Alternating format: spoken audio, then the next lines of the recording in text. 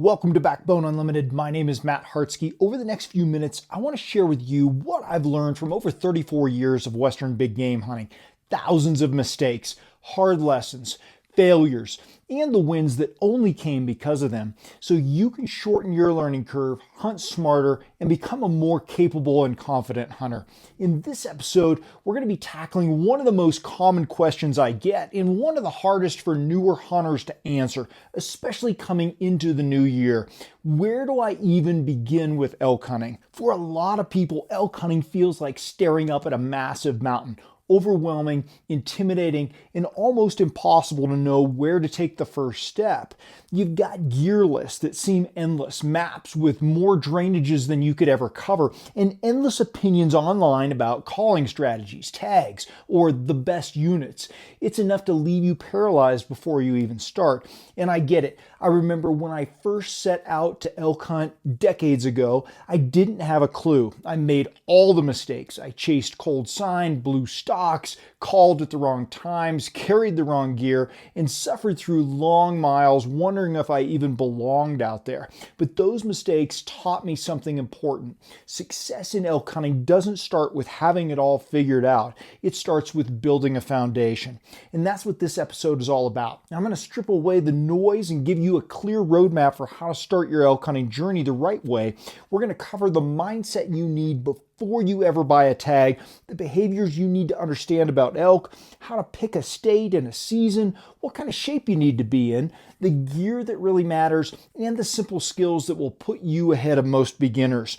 Elk hunting is hard, no question about it, but it's also one of the most rewarding things you can ever take on. It'll test you, it'll break you, and it'll build you back up stronger than before. The key is knowing how to start. So if you've ever wondered how to take that first step into the elk woods, or if you've been spinning your wheels trying to figure out the right way to prepare, this episode is for you. In Chapter 1, we're going to define your why. Before you ever buy a tag, download a map app, or lace up your boots, you need to stop and answer one question. Why elk hunting? That might sound like some motivational fluff, but I promise you it's not. Your why is the fuel that's going to get you through the grind of the mountains. Elk hunting isn't something you dabble in like a Saturday morning golf game. It's one of the hardest things you'll ever take on in the outdoors. You'll deal with long miles, brutal climbs, unpredictable weather, aching legs, and days where the elk just don't cooperate. If you don't have a deep reason for being out there, those days are going to break you. And the shallow why, it doesn't hold. A lot of hunters step into elk hunting for the wrong reasons. Maybe it's a picture of a monster 6x6 bull they saw online. Maybe it's the bragging rights of having a rack hanging in the garage. Or maybe it's just the idea that elk hunting looks cool. Here's the truth. Those reasons won't hold up when you're on day 6 of a hunt. You haven't heard a bugle and your body is wrecked. You're going to pack it up, head to town, and convince yourself it just wasn't meant to be. Elk hunting has a way of testing your resolve like nothing else, and a shallow why will crumble fast. The deeper why is what carries you. The guys who keep going, the ones who fill tags, are out there for something bigger. Their why might be adventure, testing themselves against the mountain and pushing limits they didn't know they had. Providing, filling the freezer with some of the healthiest, wildest meat you can eat. Heritage, carrying on a tradition or building one for their kids. Growth, wanting to prove something to themselves, to get better, stronger, tougher. And that's why that why keeps you moving forward when your lungs are on fire and your legs want to quit. It's the why that gets you up at 4 a.m. day after day to climb another ridge, even when yesterday was a bust. My personal why, for me, elk hunting has always been about more than antlers. Don't get me wrong, I love a heavy set of horns as much as the next guy, but my true why has always been the challenge and the growth that comes from it. Elk hunting strips away your excuses. It forces you to deal with discomfort, to figure out problems, and to endure when it would be easy to stop. That's what's kept me coming back for more than 34 years.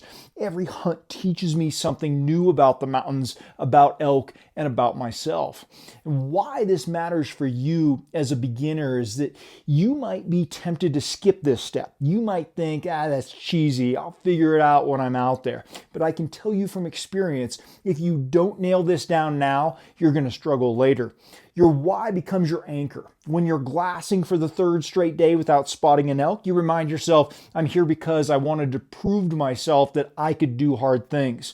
When your shoulders are screaming under a 90-pound pack, you remind yourself, I'm here because I wanted to provide clean meat for my family. That mindset shift turns suffering into purpose. And when your suffering has purpose, you keep going. Here's some practical steps to help you define your why. How do you actually do this, right? Here's the process. Write it down. Don't just think about it, put it on paper. Again, might sound cheesy to you, but words become real when you commit them to ink. Be specific. I want to hunt elk isn't enough. Try something like, I want to hunt elk because I want to test my limits and put clean wild food on my table. Check it against reality and ask yourself, will this why hold up when things get tough? If it feels shallow, you got to go deeper. Keep it visible. Put it somewhere you're going to see it while you're training or planning and remind yourself of it often.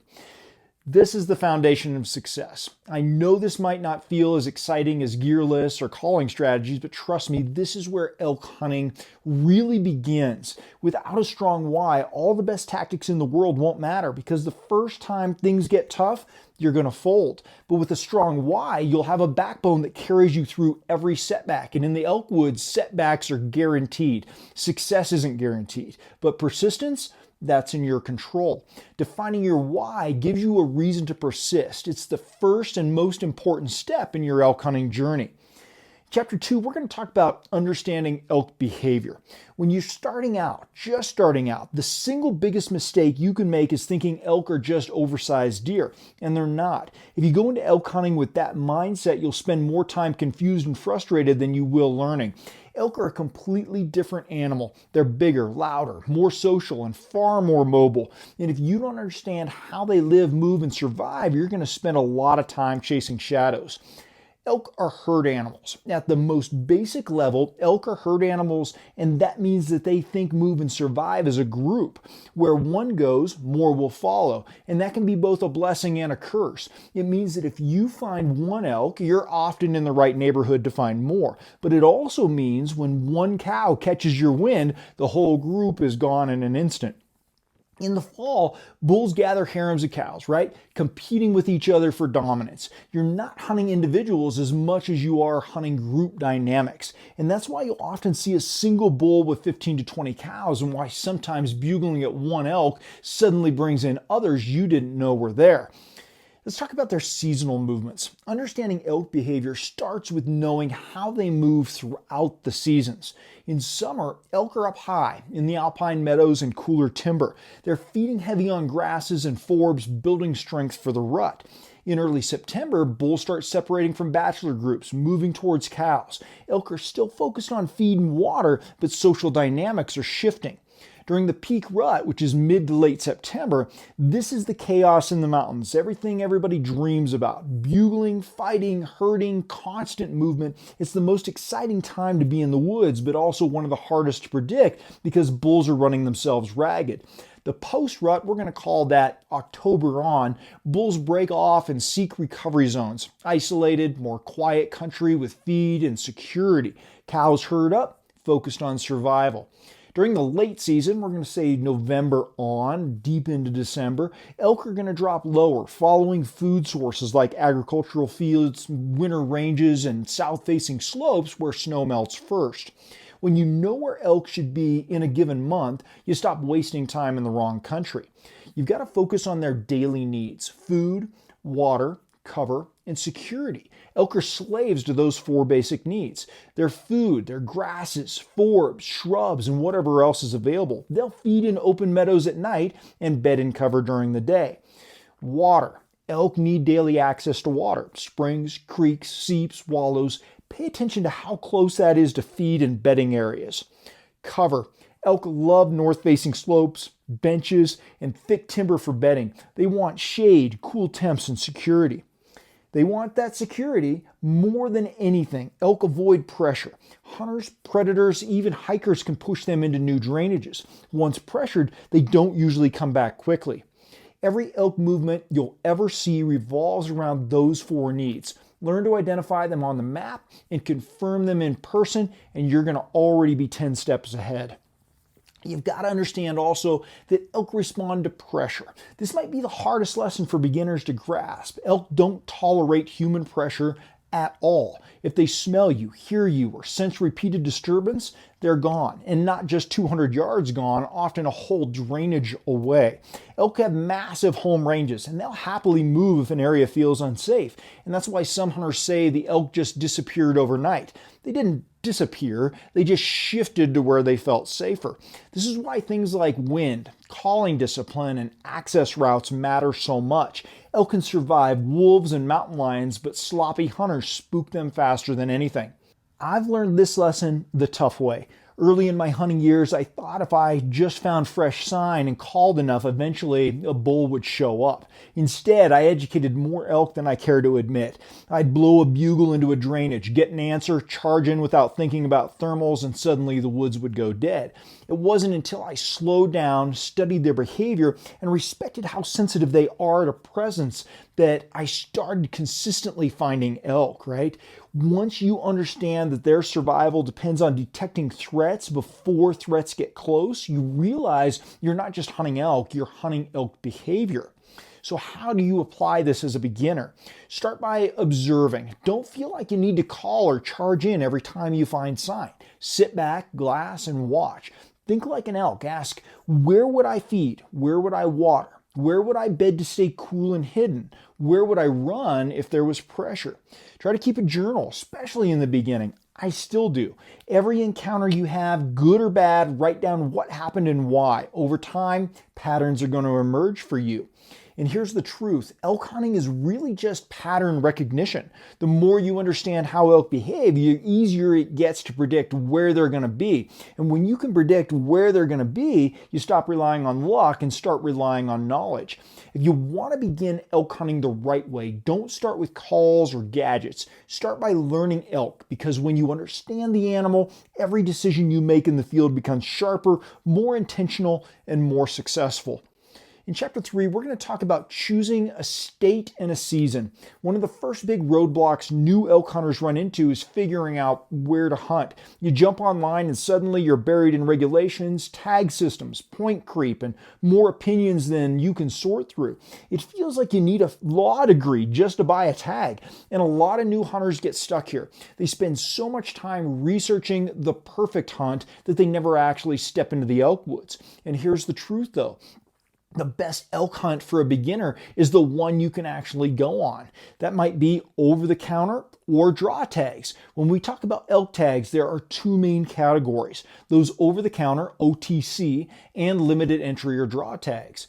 OTC tags are available to anybody every year without waiting. You buy it, you hunt. The trade-off is they're usually more pressure because everyone else has the same access. But for a new hunter, if you can find OTC tags, they are gold. They're your classroom. They're going to be what helps you learn because you're out there. Now your draw tags, those are limited entry permits you apply for and may or may not draw depending on the point system and odds. The quality of hunting is often higher, fewer hunters, more animals, better trophy potential. But here's the problem. If you're new, waiting a lot of years to build up points for a tag means you're missing out on decades of learning. If you're just starting out, don't chase the dream tag. Buy an OTC tag and get boots in the dirt. Experience will always be more valuable than points. Let's talk about a few states to consider. Every Western state has elk hunting, but here's a quick breakdown. Colorado has some of the most opportunity and the largest elk herd in the country. Lots of easily gained archery and rifle hunts available. The pressure is high, but so is the chance to learn. In Idaho, you've got solid elk numbers, right? Pretty easy tags to draw in some places. Rugged country. Tags sell out fast, so you've got to plan ahead. Montana has general tags that can be drawn with relatively low points and offers both archery and rifle opportunities. Oregon has good over-the-counter opportunities, but elk numbers aren't as high as some of the other states. Still a great classroom. Utah and Arizona, famous for trophy potential, but tags are hard to draw. Great long-term goals, but not where you should begin. Wyoming also offers great opportunity. Slightly tougher to access for non-residents, but high-quality opportunities when you do. The bottom line, Colorado, Idaho, Montana are probably your three best starting points. They have elk, they have tags, and they give you the chance to build experience every single year. But I want to caution you on the trap of over planning. I've seen too many new hunters get stuck in what I call tag paralysis. They think if they don't have the right tag in the right state, it's just not worth going. And that mindset robs you of years of experience. The reality is, every year you don't hunt, you're missing a year of learning. And no amount of YouTube, podcasts, or e-scouting are going to replace the time in the elk woods. Even pressured over-the-counter elk are going to teach you more than sitting at home researching a better hunt. I've spent my whole life hunting higher pressured areas, over-the-counter, public land tags across Colorado and Wyoming. The pressure is everywhere. It's tough country. Elk that acted like ghosts. At the time, I thought I was wasting my effort, but looking back, those hunts taught me lessons I couldn't have learned anywhere else. How elk respond to pressure, how to adjust on the fly, and how to stay relentless when the odds look slim. Later, when I drew a couple of quality tags, those skills paid off in a big way. If I just waited for the perfect hunt, I'd still be behind in learning a lot of the stuff that I've already been through. Action steps for beginners include picking a state you can hunt this year. Don't overthink it. Decide whether you're going to hunt archery or rifle. Pick one based on your strengths and interests. You've got to commit, buy the tag, mark it on your calendar, start training and preparing for it.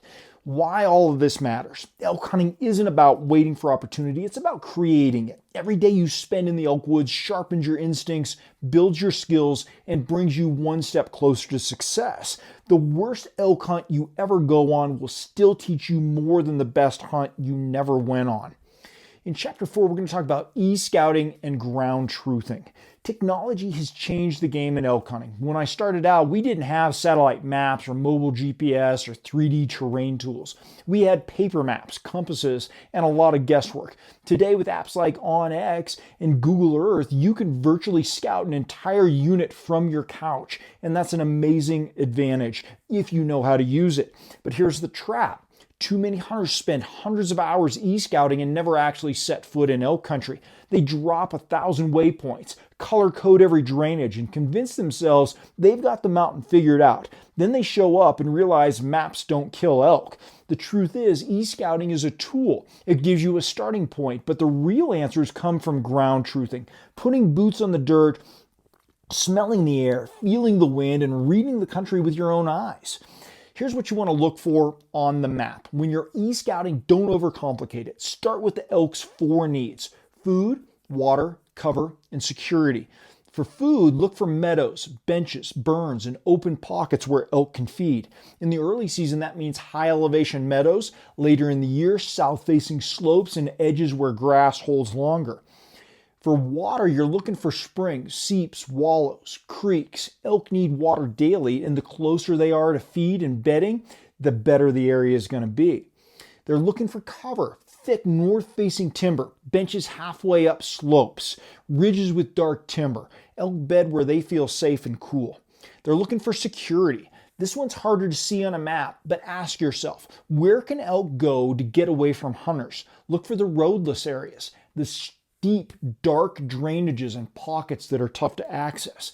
If you can identify places where those needs overlap, maybe feed close to bedding, water nearby, cover for security, you've found a triangle worth checking out in person. It's not just about where elk could be, it's about where they will be once the pressure hits. And that's where the e-scouting really shines. Look for roads and trails, mark every access point and assume another hunter will be there. Then look for terrain features that put distance or obstacles between elk and people. Trailheads and camp spots. If it looks easy to get to, it's going to get pressure. Escape terrain. Identify adjacent drainages, ridges, and basins where elk might run once hunters move in. Pressure is one of the most important factors in modern elk hunting. The map can show you where pressure is likely to pile up, and you can plan accordingly. And make sure that you don't fall in love with a spot because of your e-scouting. One of the most common rookie mistakes is getting emotionally attached to a spot you found on the map. You mark it, you dream about it, you convince yourself it's the honey hole, then you hike in and you find boot tracks or another hunter, or there's just old sign or no elk at all, and your whole hunt feels crushed. Here's the fix. Don't fall in love with that single spot. Build multiple options. Have a plan A, B, C, D. The mountain rarely matches the map perfectly, and elk behavior changes daily. Flexibility is what keeps you in the game. Now, ground truthing. This is where it all comes together. Boots on the ground reveal what maps can't. Fresh sign, tracks, scat, rubs, wallows. Wind patterns, how thermals actually move in that drainage, not just how you think they should.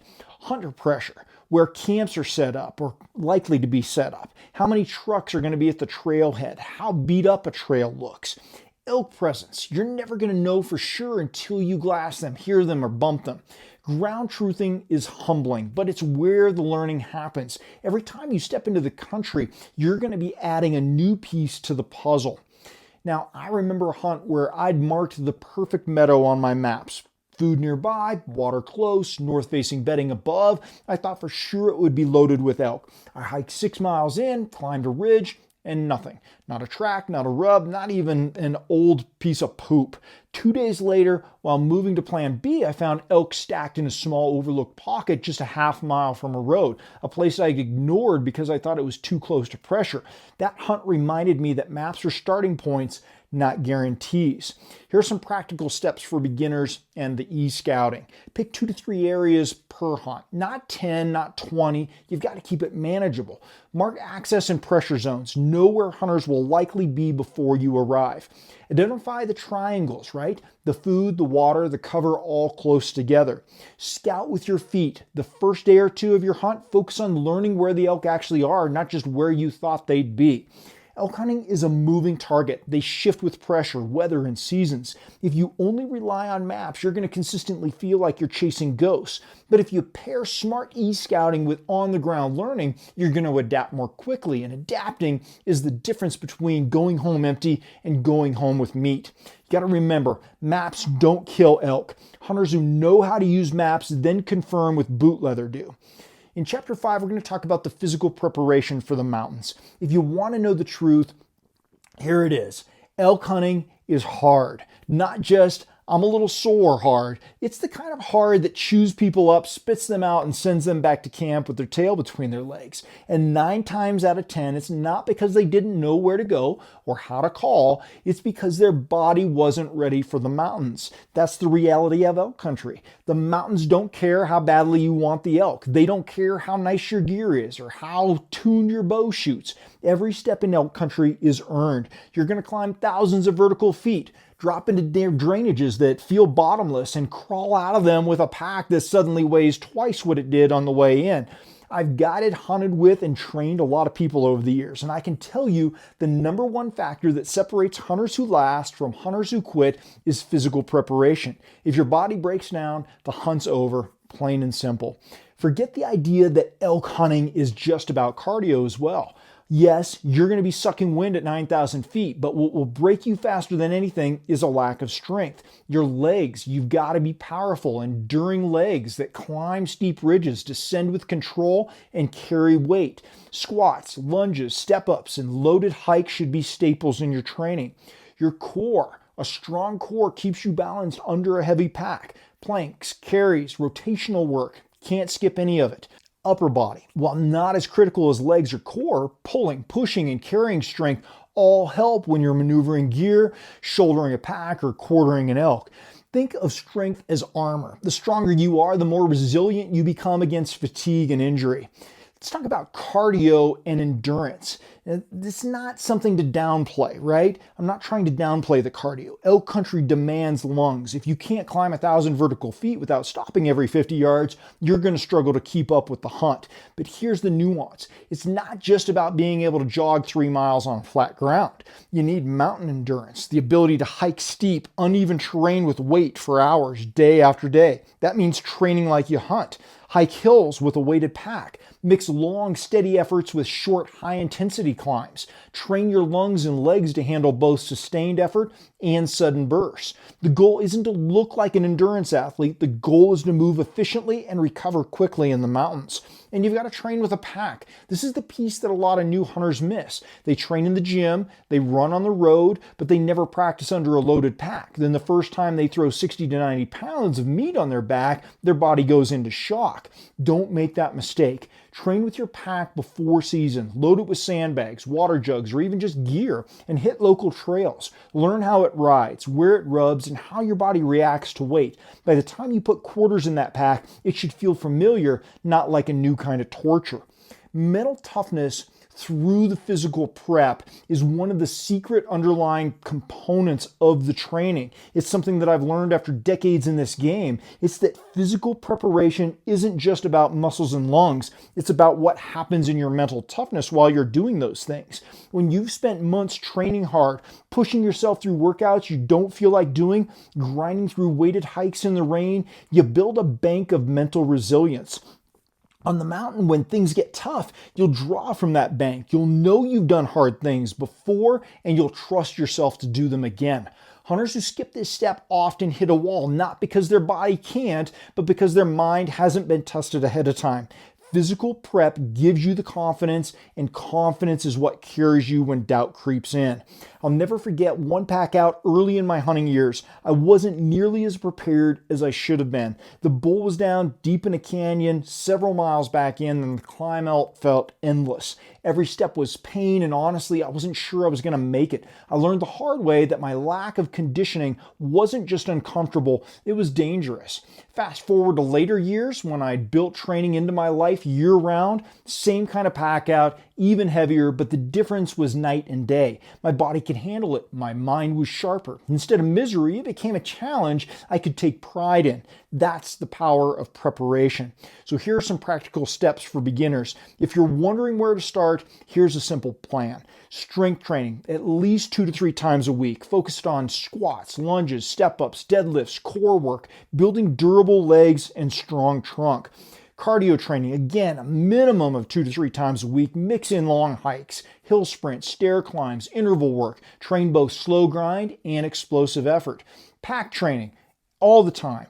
As many chances as you get, right? It's just out hiking around. What is the big deal? Get out there and do it. Load your pack and hike. Start light, build up gradually.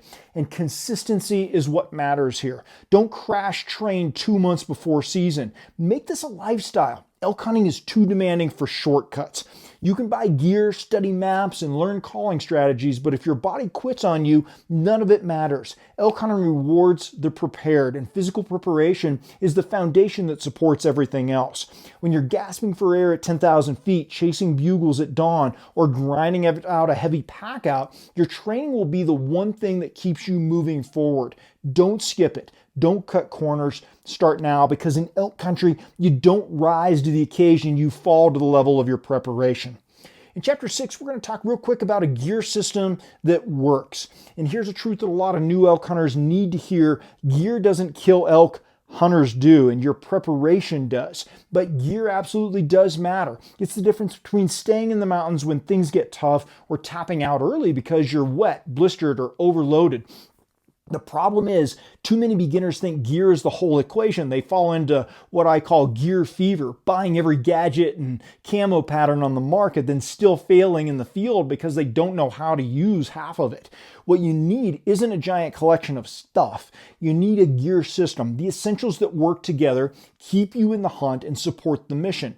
Boots are your foundation. If you only take one piece of advice from this chapter, let it be this: invest in quality boots that you've tried on ahead of time. Your feet are your lifeline in elk country. You'll put more miles on them than you think possible through terrain that chews up cheap footwear and leaves you crippled with blisters.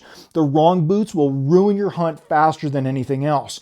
You want to look for quality leather synthetic boots designed for mountain hunting, right? Not back east, not tree stand hunting. Proper ankle support for steep climbs and side hilling. A sole with grip that can handle loose rock, mud, and deadfall. And most importantly, break them in ahead of time. Don't wait until the hunt to put miles on them. A $400 pair of boots is cheap compared to a $2,000 hunt lost because you couldn't walk. Your pack is your meat hauler, not just your backpack.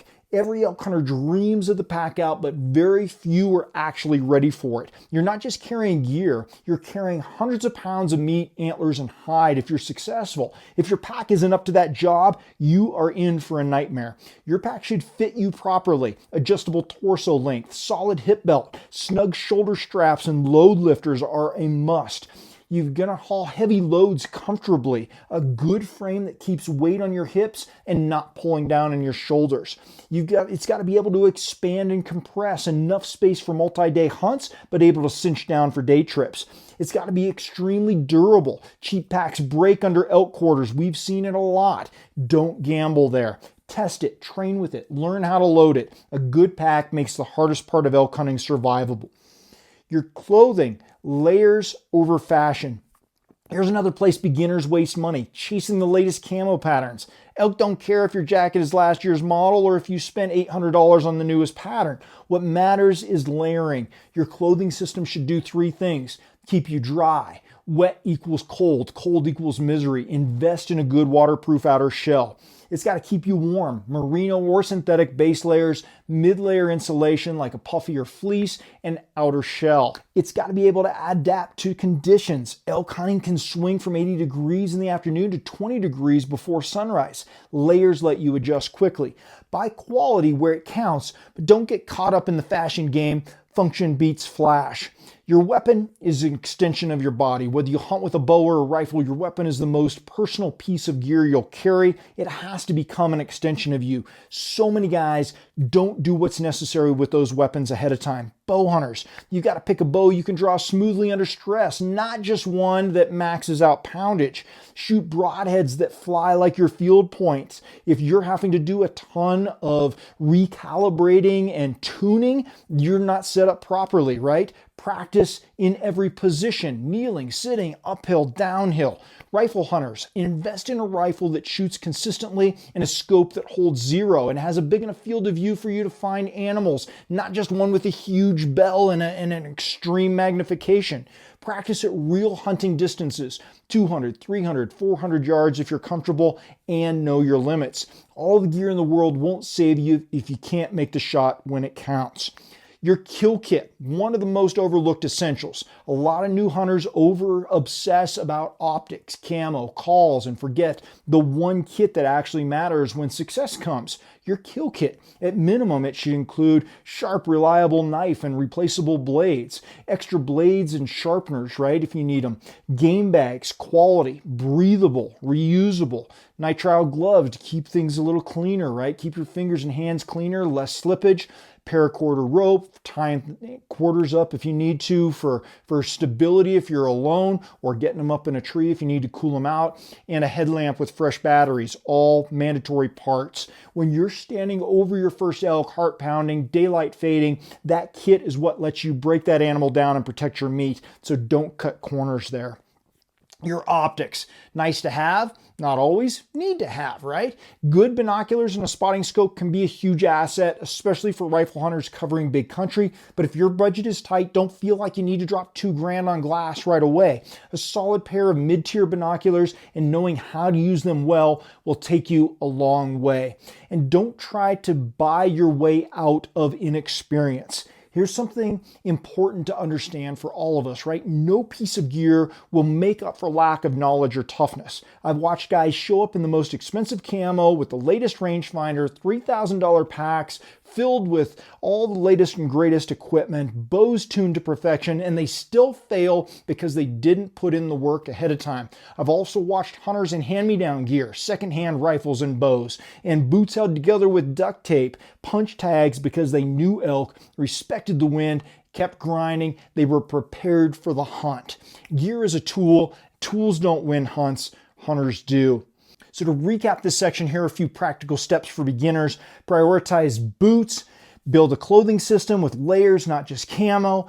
Dial in your weapon, no matter what it is, make it second nature. Prepare a kill kit, don't leave home without it. Add the extras as you learn. The optics, the gadgets, and the luxuries can wait. The wrong gear won't just make you uncomfortable, it'll end your hunt. Blisters, wet clothing, and a broken pack strap or a dead headlamp can be the difference between tagging an elk out and heading home in safety and comfort, or a miserable ending to all of it. But the right system, it keeps you in the mountains longer, hunting harder, and ready when the opportunity finally comes. Because in elk hunting, success doesn't go to the guy with the most gear, it goes to the one whose gear keeps him in the game when others quit.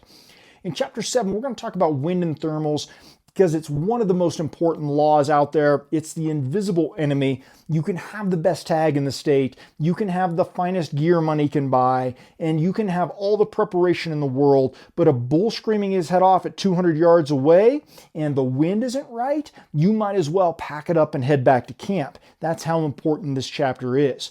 The number one thing that ruins more elk hunts than anything else, not bears, not wolves, not other hunters, it's the wind. Elk live and die by their nose. Their sense of smell is their number one defense, far sharper than their eyes or ears. A bull might ignore a twig snapping or a faint silhouette in the shadows, but if he catches one whiff of human scent, he's gone and he's taken the whole herd with him.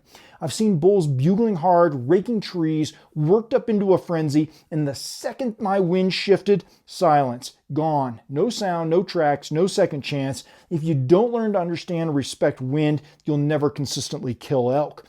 Thermals are the mountain's breath, and you've got to understand these. Here's where it gets tricky. Wind in the mountains doesn't act like wind on the prairie. It doesn't just blow in one direction. It changes constantly with the terrain, the weather, and the sun. In the morning, as the sun warms the slope and the air on that slope, the thermals are going to start to rise, right? But not until that happens. Before that happens, you're going to have sinking thermals, right? And so you've got to understand that happening in the morning. Cool air dropping, once it starts to warm, then you've got rising thermals the rest of the day until evening. And as the sun sets and the air cools, thermals start to fall again and air is going to be moving downhill. Midday, as long as there's sun on the slope, thermals are going to be rising. But if there's shade, if there's cloud cover, they can swirl unpredictably, especially in steep drainages, right? And this is why you'll hear seasoned, experienced hunters say, hunt up at first thing in the morning, right, as the thermals are coming down, and down later in the day as the thermals are rising. It's not just a saying, it's the thermals in action. Now let's add another layer, terrain. Mountains create micro winds that don't always match the general thermal pattern. Side drainages, air can get sucked down smaller canyons even while the main slope is pulling air uphill. Benches and saddles, those spots often swirl. One moment the wind is in your face, the next it's at your back. Timber versus open slopes. Thick timber cools slower or faster than open ground, shifting air movement unexpectedly. This is why elk country feels like it has a mind of its own. You can't just assume, you have to test it constantly with your wind puffer. Now, carrying a wind checker like fine powder or bottles or even milkweed seeds, it's unnegotiable. You can't guess. You have to be checking constantly. Plan your approach. Don't just run toward a bugle. Circle, drop, or climb to keep the wind in your favor. Set up with wind in mind. Whether calling or still hunting, always ask, if elk come from that direction, where will my scent go? You've got to be patient. Sometimes the wind just isn't right. Wait it out. A bull that doesn't know you're there today might still be there tomorrow. Blow him out with bad wind, and he's gone. I've had hunts where everything lined up perfectly. Fresh sign, elk talking, the setup just right, and then a small swirl gave me away and it was over. One hunt that sticks with me was a bull I'd worked all morning. He was bugling hard, pushing cows, and I managed to sneak within 70 yards. I thought I had him until the wind shifted just slightly. He caught it, rounded up his cows, and trotted a mile into the next drainage, and never saw him again that season. On the flip side, the bulls I've killed almost always came from setups where the wind was bulletproof. I circled further than I wanted, climbed higher than I thought I needed, and sometimes waited hours until thermals stabilized. The difference between success and failure was discipline with the wind. Now here's the mistake a lot of new hunters make. They think they can sneak in just a little closer with the wind kind of in their favor, or they figure the bull is so fired up he won't care, and that's wrong. Elk always care. If the wind isn't right, they're going to figure it out. And when they know, it's over. Patience here pays more dividends than any other skill you're going to develop. So here are some practical skills to build your wind awareness. Practice at home. When you're hiking or training, carry a wind checker. Notice how air moves differently in valleys, ridges, or open versus wooded areas. Check constantly in the field. Don't just check once. Elk can change position and so can the wind. Learn from mistakes. When elk bust, ask yourself, what did the wind just do? Build that awareness every time. You can outwalk fatigue. You can outlearn mistakes. You can't beat an elk's nose. The only way to consistently stay in the game is to make wind your ally instead of your enemy. When you master thermals and micro winds, the entire mountain is going to open up for you. Suddenly, stalks that used to fail are going to start working. Setups that felt like a gamble are going to start producing encounters. And you're going to stop hoping and start hunting with more intention, because in elk hunting, the invisible enemy isn't luck, it's the wind. Learn it, respect it, and you're going to already be ahead of most hunters in the elk woods. In Chapter 8, we're going to talk about the calling learning curve. Ask a new hunter what excites them most about September, and 9 times out of 10, they're going to say the bugles. And who can blame them? Hearing a bull rip a bugle across a canyon is one of the most electrifying moments you can experience in the mountains. It makes your hair stand up. It makes your heart race. It's what most people picture when they dream of elk hunting. But here's the truth. Calling is a double-edged sword. Done right, it brings elk into bow range and creates encounters you'll never forget. Done wrong, it educates elk, blows up drainages, and leaves you wondering why the woods went silent. For beginners, the key is this: start simple. A lot of new hunters believe if they just learn the right sequence, the magic combination of bugles and cow calls, bulls are going to come charging in every time. And that's not how it works. Elk are wild animals with their own moods, pressures, and personalities. Some days they're going to be vocal and aggressive. Other days they're going to be silent and cautious. No two bulls respond the exact same way, and no two herds are alike. And that's why calling isn't about memorizing a script. It's about understanding the context and applying the right call at the right time. You've got to start with the cow call. If you're brand new, your best tool is the cow call. Cow sounds are less threatening than bugles. They're social, common, and generally safe to throw out in most situations. Even pressured elk are used to hearing cows. A simple mew says, "I'm here." A few soft chirps can calm a herd. Drawn out lost cow calls can sometimes pull curious elk in.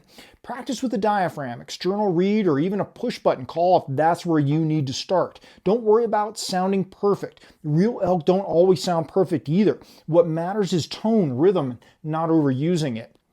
Once you're comfortable with a cow call, the next step is learning the location bugle. This isn't the chest-thumping, challenging everything bugle you hear in hunting videos. It's a simple, long, high-pitched note bulls use to say, "Hey, I'm over here." The location bugle is one of the best tools for finding elk, especially in the mornings and evenings. Use it sparingly, and when you get a response, shut up and move. The goal isn't to call the bull in from where you locate him unless he's, less than 100 yards. It's to pinpoint his location and go after him. The beginner's biggest downfall: overcalling. They hear a bugle and they think, if I bugle back every 30 seconds, he's going to come charging in. Or they cow call nonstop on the hike in, thinking they're being natural. What they're really doing is screaming, "I'm a human with a call," to every elk that's within earshot, because elk don't move and talk like that. Remember, elk live in herds. Herds make noise, but they don't sound like a broken record. They move, they pause, they interact naturally. Calling should be part of a conversation, not a lecture. And you've got to be aware of situational calling. So here's how I keep it simple for beginners. Scouting and locating. Use a location bugle to find elk or cow calls. Don't keep hammering. Move to cut the distance. Close range with cows. Use soft cow calls to blend in and calm them and make bulls circle and check you out. Hot rod action with a fired up bull. Once you're experienced, you can add challenge bugles in and raking. But for now, observe. Less is more, right? I'll admit to it. I used to call way too much. I'd bugle at every drainage, cow call while walking, and basically advertise my presence like a used car salesman. And I blew more elk than I care to count.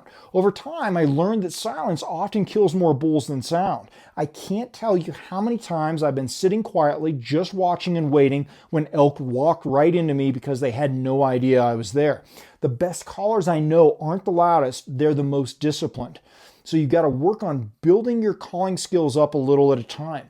Calling is a skill just like shooting your bow or rifle. It takes a lot of practice. Start now, not in September. Daily reps. Spend 5 to 10 minutes a day minimum practicing. Build that muscle memory. Listen to real elk talk. Watch videos, listen to recordings, and mimic their cadence. Record yourself. What feels right in your mouth might not sound right to your ears once you hear it played back to you. Learn restraint. Sometimes the best call is no call. Calling is what makes elk hunting so thrilling in September, right? It's interactive. It's a conversation with a wild animal, but it's also the most abused skill in the elk woods. If you learn discipline early, you'll set yourself apart from a lot of beginners. So start simple, master the cow sounds, use location bugles strategically, and above all else, call less than you think you should, because calling isn't about showing off what you can do. It's about saying just enough to make elk believe you belong. In Chapter 9, I want to talk to you about mental toughness in the field. One of the most important chapters we're going to talk about here. If there's one truth I wish every new elk hunter understood before their first season, it's this. Elk hunting is a mental game as much as it is a physical one. Yes, you need to be in shape. Yes, you need solid gear. Yes, you need to learn elk behavior. But when the days stretch long, the miles add up, and the elk stay quiet, the only thing that will keep you moving forward is what's between your ears. Elk hunting will humble you. I don't care who you are, the mountains will test you. There will be mornings when your alarm goes off and every muscle in your body screams to stay in the bag. There will be days when you cover 12 miles and don't see a single elk track. There will be encounters where you do everything right and still the bull hangs up at 80 yards and vanishes. And there will be moments when you ask yourself, why am I out here? Maybe I'll come back later with a rifle. That's not weakness, that's normal. I've hunted elk for more than 34 years and I still have hunts where the mountains make me feel like a rookie. The question isn't whether elk hunting will humble you, it's whether you'll keep going when it does. Let's talk about comfort versus discomfort. We live in a world that teaches us to avoid discomfort, but elk hunting requires the opposite. You have to embrace it. Cold mornings, crawling out of a warm bag at 4 a.m. into freezing air, long climbs, legs burning, lungs on fire, elevation grinding you down, frustration, days of silence, blown stalks, and close calls that don't pan out. If you expect elk hunting to be comfortable, you're going to be disappointed. If you accept that discomfort is part of the deal, you're going to thrive. Mental toughness isn't about pretending it's easy. It's about choosing to keep going when it's not and expecting that it's not going to be. Remember back in Chapter 1 when we talked about defining your why? This is where it pays off. When you're worn out, frustrated, and tempted to quit, your why is the anchor that holds you in place. If your why is shallow, you're going to fold. If it's deep, you'll dig in. For me, it's about challenging growth. When the mountains break me down, I remind myself that this is exactly why I came. To test myself, to get better, to learn. That reframing turns misery into meaning. So here are some practical ways to build and protect your mental toughness. Break the hunt into chunks. Don't think about 10 days in the backcountry. Think about making it to the next ridge, the next glassing knob, the next day. Small wins keep you moving. Control what you can. You can't control elk behavior, weather, or pressure. You can control your effort, your attitude, and your preparation. You've got to find positives daily. Even if you don't see an elk, celebrate something. You learned a drainage, improved your glassing, or built endurance. Stay flexible. Rigid plans break under pressure. Adaptation keeps you in the game. Lean on your community. If you're struggling, remember others have been there. A hunting partner or even journaling your experience can reset your mindset. I've been on hunts where it felt like the mountains had me beat. One in particular, day after day of silence, hot weather, no sign of elk. Every step felt pointless. I remember sitting under a tree, pack off, bow on the ground, ready to call it in. The only reason I didn't was because I'd promised myself that I wouldn't leave until the last day was over. That simple mental rule, no quitting until the hunt's done, carried me through. And wouldn't you know it, on day 9, I finally got into elk and had one of the best encounters of my life. If I'd left early, I'd have missed it. That's the lesson. The breakthrough often comes right after the breakdown.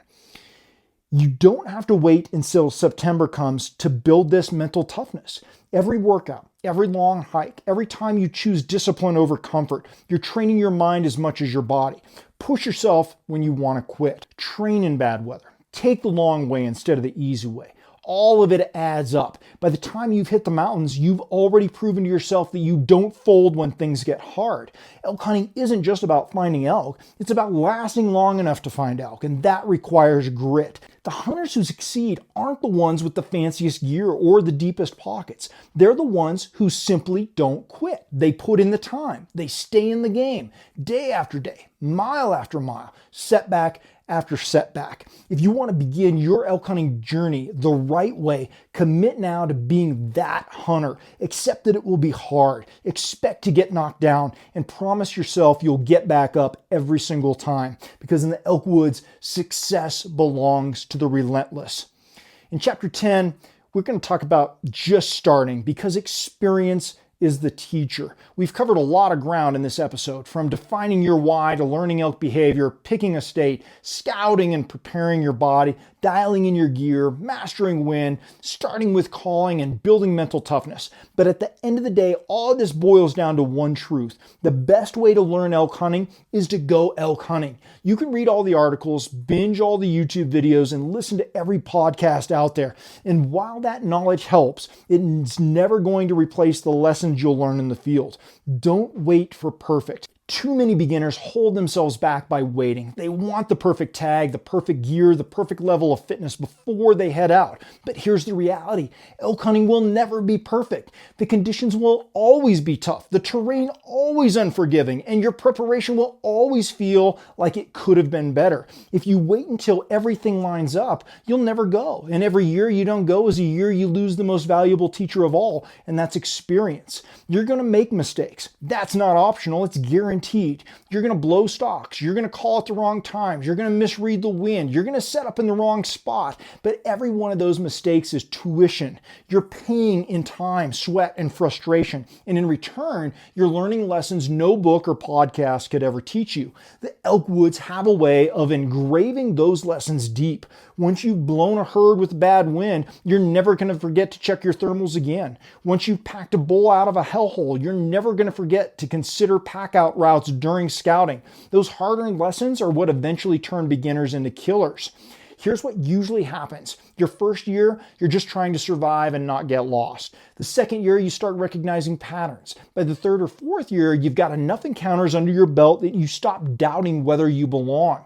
That confidence doesn't come from watching someone else. It comes from being there year after year, stacking small wins until one day you realize, you know what?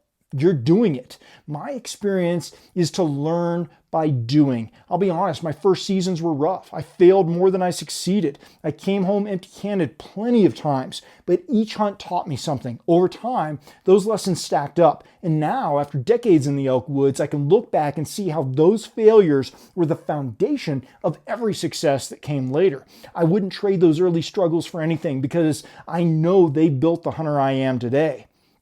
And here's the thing, whether or not you kill an elk your first season, your second season, your third season, the experience itself will change you. You're going to climb mountains you never thought possible. You're going to hear bugles echo through dark timber and feel your chest shake from the sound. You're going to watch sunrises from ridges that most people will never see in their lifetime.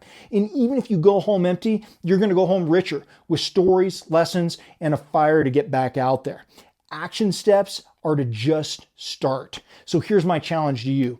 Pick a state. Don't overthink it. Buy the tag and commit to the hunt. Train your body. Start now, not later. Pack your bag. Use what you have and improve as you go.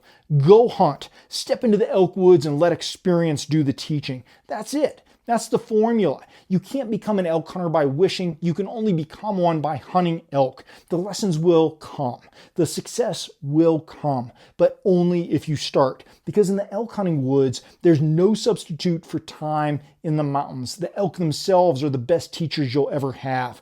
If you've been listening to this and you're serious about becoming an elk hunter, not just someone who dreams about it, but someone who puts in the work, learns the lessons, and stays relentless, then I want to invite you into Team Backbone. This isn't just a membership, it's a community and a movement built for hunters who refuse to quit. Inside Team Backbone, you're going to get exclusive digital content, mindset training, backcountry strategy, gear planning, fitness programming, and detailed guides you won't find anywhere else. A private community of driven hunters who are on the same path as you are. Guys who will push you, challenge you, and have your back. direct access to me, calls, text, and emails when you need advice on training, strategy, or how to push through the grind, exclusive gear perks, member-only discounts, and automatic entry into monthly gear giveaways, a team identity, monthly shirts, exclusive drops, and the badge of honor that says you're part of something bigger. Whether you're a brand new elk hunter just starting out or a seasoned grinder who wants to sharpen the edge, Team Backbone was built for you. So if you want to step into the inner circle, if you want more than just information, if you want accountability, support, and the kind of tribe that keeps you moving forward, then check out Team Backbone at backboneunlimited.com. Thanks for being here. Until next time, train harder, hunt smarter, and never settle.